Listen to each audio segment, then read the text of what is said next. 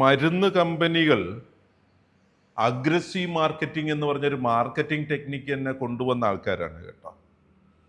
പലപ്പോഴും പണ്ട് ആ ഒരു വേർഡ് അധികം നമ്മൾ കേട്ടിരുന്നില്ല മാർക്കറ്റിംഗിൽ.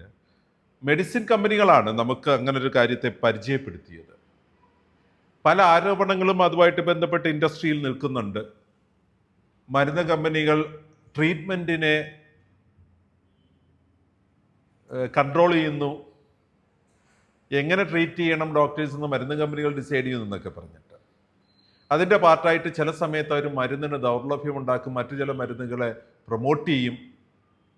ഇതെല്ലാം ഇൻഡസ്ട്രിയിൽ നടക്കുന്നുണ്ട്. നമ്മുടെ ഹോസ്പിറ്റലിലെ സേഫ്റ്റി പ്രാക്ടീസസ് നമ്മളെ അത്തരത്തിലുള്ള മാനിപ്പുലേറ്റഡ് കണ്ടീഷൻസിൽ നിന്ന് അതിനെ ഓവർകം ചെയ്യാനായിട്ട് സഹായിക്കും. നമ്മുടെ ഹോസ്പിറ്റലിന് ഒരു മെക്കാനിസം ഉണ്ടാകണം. ഏതെങ്കിലും കാരണവശാൽ നമ്മുടെ ഫോർമുലറിയിൽ ഒരു ചേഞ്ച് വന്നിട്ടുണ്ടെങ്കിൽ അത് ആ ഫാർമസി സർവീസുമായിട്ട് കണക്റ്റഡ് ആയിട്ടുള്ള ഡോക്ടറെയോ നേഴ്സിനെയോ ആരാണോ ഇത് ആ ഒരു സർവീസസ് ഉപയോഗിക്കുന്നവരെ അത് അറിയിക്കാനായിട്ട് നമുക്കൊരു മെക്കാനിസം ഉണ്ടാകണം.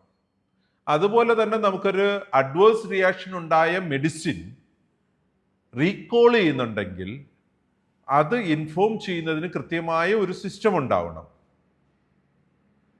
ഒരു അഡ്വേഴ്സ് റിയാക്ഷൻ, അഡ്വേഴ്സ് ഈവൻ്റ് ഉണ്ടായ മെഡിക്കേഷൻ യൂസേജ് എങ്ങനെയാണ് കമ്മ്യൂണിക്കേറ്റ് ചെയ്യേണ്ടത്, അത് ആ ഒരു തിരിച്ചു വിളിക്കൽ ഫാർമസി ഇൻചാർജിൻ്റെ റെസ്പോൺസിബിലിറ്റിയാണ്. ഷോർട്ടേജ് ഓഫ് മെഡിക്കേഷൻ അല്ലെ റീകോളിംഗ് ഓഫ് മെഡിക്കേഷൻ, ആ ഒരു കമ്മ്യൂണിക്കേഷൻ പ്രോപ്പറായിട്ട് എസ്റ്റാബ്ലിഷ് ചെയ്യേണ്ടത്. നമുക്ക് പലപ്പോഴും medication risk, adverse reactions, error of medications report ചെയ്യുന്നുണ്ട്. ആ റിപ്പോർട്ടിങ്ങിനകത്ത് നമുക്ക് ഒരുപാട് ഇവാലുവേഷൻ മീറ്റിംഗ്സ് നടക്കുന്നുണ്ട്. ഈ ഇവാലുവേഷൻ മീറ്റിംഗ്സ് അറിയുന്ന ഒരു ഡെപ്യൂട്ടഡ് പേഴ്സൺ ഉണ്ടാവും, റെസ്പോൺസിബിൾ പേഴ്സൺ ഉണ്ടാവും. അദ്ദേഹമോ ഫാർമസി ഇൻചാർജോ ഈ കാര്യങ്ങളിൽ റെസ്പോൺസിബിൾ ആണ്. Informing the stock outs possibilities, recall possibilities of medication, അത്തരത്തിലുള്ള കാര്യങ്ങൾ ഡോക്യുമെൻ്റ് ചെയ്യപ്പെട്ടിരിക്കണം. ആ കമ്മ്യൂണിക്കേഷൻ അതും ഈ ഇൻചാർജിൻ്റെ റെസ്പോൺസിബിലിറ്റിയാണ്. അവസാനത്തെ ഒബ്ജക്റ്റീവ് എലമെൻ്റ് കമ്മിറ്റ്മെൻ്റ് ആണ്.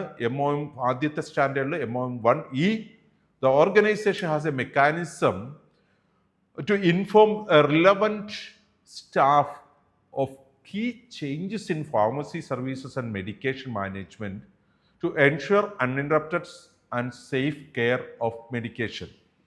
So നമുക്ക് ശ്രദ്ധയോടെ ഈ 5 ഒബ്ജക്റ്റീവ് എലമെൻറ്റുകളെ കൈകാര്യം ചെയ്താൽ നമ്മുടെ ഹോസ്പിറ്റലിൻ്റെ മാനേജ്മെൻറ്റ് ഓഫ് മെഡിക്കേഷൻ്റെ ആദ്യത്തെ സ്റ്റാൻഡേർഡ് നമുക്ക് ഉറപ്പുവരുത്താൻ പറ്റും. ഓവറോൾ ഒന്ന് നമ്മളെടുത്ത് നോക്കിക്കഴിഞ്ഞാൽ നമുക്ക് ഒരു ഫോർമുലറി, ഒരു documentation, multi disciplinary committee, revisioning, review of that committee meetings and documentation of reviews, ഇങ്ങനെ ഒരു 5 സെപ്പറേറ്റ് ആയിട്ടുള്ള ഒബ്ജക്റ്റീവ് എലമെൻറ്റുകൾ കീപ്പ് ചെയ്താൽ ആദ്യത്തെ സ്റ്റാൻഡേർഡ് MOM നമുക്ക് കമ്മിറ്റ് ചെയ്യാൻ പറ്റും. അത് നമ്മളുടെ ഓവറോൾ ഇനി വരുന്ന സ്റ്റാൻഡേർഡുകളുടെ ഒരു ബാക്ക് ബോൺ ആയിരിക്കും.